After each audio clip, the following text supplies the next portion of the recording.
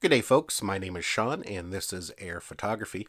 Today we're going to be talking about slow motion and how to edit it on something like an iPad or an iPhone. Now the reason I'm making this video is a couple days ago I got a question on my YouTube channel from a gentleman. And basically the question was recently he had gotten a GoPro and he filmed some slow motion sequences. When he viewed them on his GoPro they played back in slow motion with no issue. He transferred them over to his iPad and in the Photos app they would play in slow motion. But he does his editing in LumaFusion and when he brought the slow motion clip in, it was playing in real-time speed and he wasn't sure what he was doing wrong. So I thought that was a really good question and deserved a video because there could be others struggling with that same issue. So in this video we're going to take a look at slow motion, what it is, we're going to talk about frame rates and how it all works. And no matter whether you're filming on a GoPro, an Osmo Pocket, an Osmo Action, even some drones offer slow motion capability, you can still follow along because slow motion works the same on all devices. So let's just jump right in and take a closer look.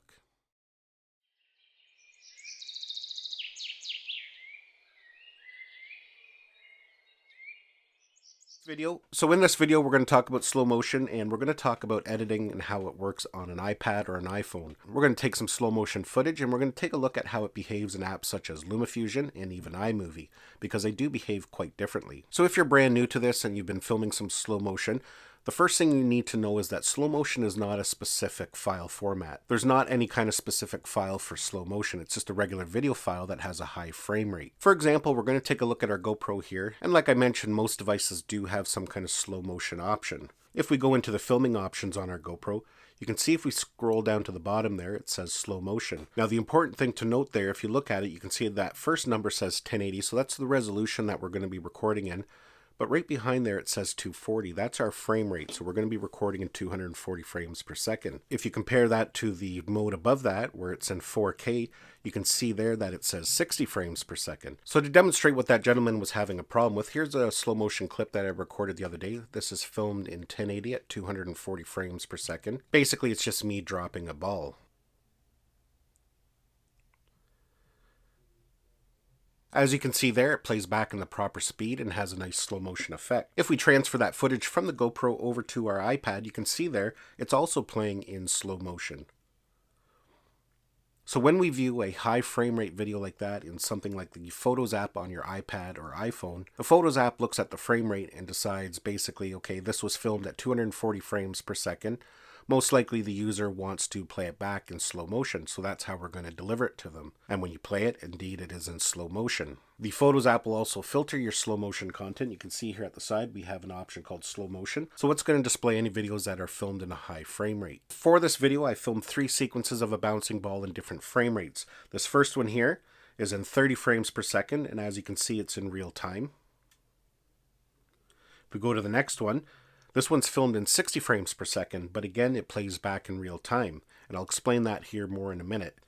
And this next one is the one I just shown you. That's the one that's filmed in 240 frames per second, and it's in slow motion. So let's go ahead and we're going to launch LumaFusion so we can edit some of our slow motion clips. So I've got LumaFusion open here. I've got my 3 clips at the top. Again, one was filmed at 30 frames per second, one at 60, and one at 240 frames per second. The important thing to note here, the timeline that I'm editing in is 30 frames per second. Some people edit in 24 frames per second, but personally myself, my preference is 30 frames per second. It's just what I find looks best. If you're not quite sure when we're talking about frames per second and our timeline or video is shot in 30 frames per second, basically, for every second of video, there's 30 frames in that second of video. And that's important to know when you're going to slow down footage, because everything you record can only be slowed down a certain amount. For example, that first clip is at 30 frames per second, so you cannot slow it down on a 30 frames per second timeline. In theory, yes, you can, but it's going to look really weird. This next clip here at 60 frames per second, because 30 can go into 60 2 times, that means we can slow down that clip by 2 times. If you film at 120 frames per second, 30 goes into 124 times, so you can slow down that clip by 4 times. And lastly, if you're filming in super slow motion at 240 frames per second, 30 frames per second will go into that 248 times, so you can slow the footage down by 8 times. And it's important to know that because you don't want to slow it down more than what the clip is capable of. I'm just going to show you an example here of if you slow something down too much. This example here is a clip that was natively shot at 30 frames per second, and then I've slowed it down by 8 times. Here it's really jittery, and it doesn't really look like nice fluid slow motion. Now this next clip here is the one that we shot at 240 frames per second, so that means we can slow it down to 8 times because there's enough data in that file. And as you can see here, the slow motion plays a lot nicer, looks a little bit more fluid. So that's important to note, and you do have to do a little bit of math when you want to know how much you can slow down a clip by. So let's take a look at that slow motion clip here, and we'll drag it down to our timeline. And this is where the gentleman had the problem. It played in slow motion on his GoPro, it played in slow motion when he was viewing it in the Photos app, but as soon as he dragged it to his LumaFusion timeline, as you can see here, it plays in real-time speed. And that's because we have to set the speed manually. So I'm going to cut some of it out because we don't need it all in there. Start here where the ball starts to drop. I'm going to delete that front part. And then when it stops bouncing, maybe about there, we'll delete that back end. So now we have our clip. And you can see it's playing in real-time speed. So what we want to do is double click on it. And we want to make sure we select this speed button here. If we look over down here at this number here, you can see it's at 1 times. That means it's playing back in real-time speed. From the speed button, we can go all the way up to 6 times. So that's going to make the video go really fast. But what we want to do is slow it down. And as you can see here, LumaFusion puts a little mark in there. You can see this mark here. That mark basically shows us how far we can slow it down without losing quality. So we can drag it all the way down to that mark. And you can see there, it's now at 8 times slow motion. But we can do anywhere in between. There it is at 2 times slow motion, so basically half speed. And there you can see it's at 4 times slow motion. So you can do it anywhere in between there, and it's going to look nice. If we go past that mark, you can see there's at 240 times slow motion. Again, it's going to look really funny because there's a lot of data going to be missing. So we'll put it back at the 8 times slow motion.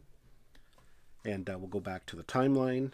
And now if we hit play, you can see that it's now playing in slow motion. I'm just going to shrink my timeline down a bit. And we can put any other kind of clips in there. So you can see there it's playing in slow motion. And there it's going just to a real-time clip. So you can mix your slow motion in with real-time video. When you're done and you have all your clips the way you want them, you can just go ahead and export it like you normally would. Now let's go ahead and take a look at this middle clip here. This is the one that I shot at 60 frames per second. So let's drag it down to the timeline. Again, we can go in and adjust the speed of it. Because we filmed it at 60 frames per second, we can slow it down by 2. And again, it's put a mark there, and it tells us that we can slow it down to 2 times, half speed basically, and still it will retain a nice fluid flow. If we go back and play it now, you can see that it's going to play in half speed slow motion. It's not as slow as the 8 times slow motion, but you can still add a nice effect to your videos. So let's go ahead and take a look at iMovie now. iMovie works a little bit differently with slow motion footage. Because it's an Apple product, Apple likes to make things easy. So if we go ahead and we'll launch our iMovie, we're going to create a project. So I'm going to select all 3 clips. Again, one at 30 frames per second, one at 60 frames per second, and again our 240 frames per second. And you'll notice here that iMovie has already marked it as slow motion. It's got this special icon there.